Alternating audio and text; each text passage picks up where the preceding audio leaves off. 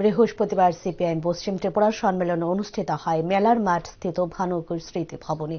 সেখানে উপস্থিত ছিলেন প্রাক্তন মুখ্যমন্ত্রী মানিক সরকার, বিরোধী দলনেতা পবিত্র কর সহ অন্যান্যরা। বিরোধী দলনেতা পবিত্র কর বলেন, মহকুমা সম্মেলনের পর জেলা স্তরের সম্মেলনের প্রক্রিয়া শুরু করা হয় এবং ডিসেম্বর মাসের মধ্যে জেলা সম্মেলনগুলো শেষ করা হবে এবং আগামী 29, 30 ও 31 জানুয়ারি আগরতলা টাউন হলে 24 নম্বর রাজ্যের সম্মেলন উদ্যোগ গ্রহণ করা হয়। প্রতি 3 বছর পর পর এই সম্মেলনের মধ্য দিয়ে কমিটি নির্বাচিত করা হয়। সমস্ত পার্টির নেতৃত্বরা এই নির্বাচনে অংশগ্রহণ করতে পারে। তাছাড়া এই সম্মেলনের মধ্য দিয়ে আগামী 3 বছরের নীতি নির্ধারণ করা হবে। আমাদের পশ্চিম জেলার চতুর্থ সম্মেলন অনুষ্ঠিত হতে যাচ্ছে আমাদের ভানুকুর স্মৃতি ভবনে।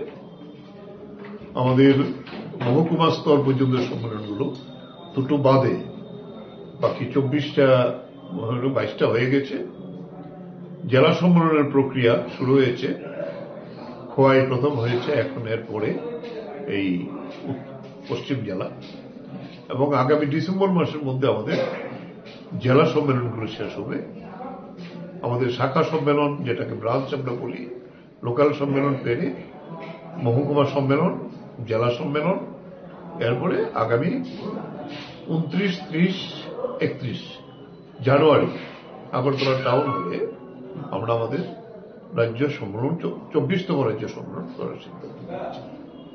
এইটা প্রতি 3 বছর পর পর এই সম্মেলন হয় এবং সম্মেলনগুলি থেকে আমাদের কমিটি নির্বাচিত হয় এবং কমিটির কর্মকর্তা নির্বাচন হয়। এটা আমাদের প্রসেস।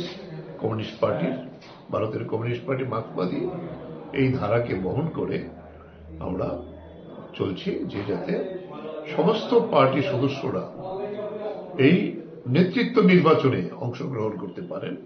এই সম্মেলনে খোলামেলা আলাপ আলোচনা হয় এবং আগামী পার্টি কংগ্রেস হবে এপ্রিলে, যেখান থেকে আমরা আমাদের এই 3 বছরের কাজের পর্যালোচনা হবে এবং আগামী 3 বছরের জন্য আবার কি নীতি নির্ধারণ করা হবে, কি পথে পার্টি চলবে, এটাও নির্ধারণ। এই হল আমাদের প্রক্রিয়া।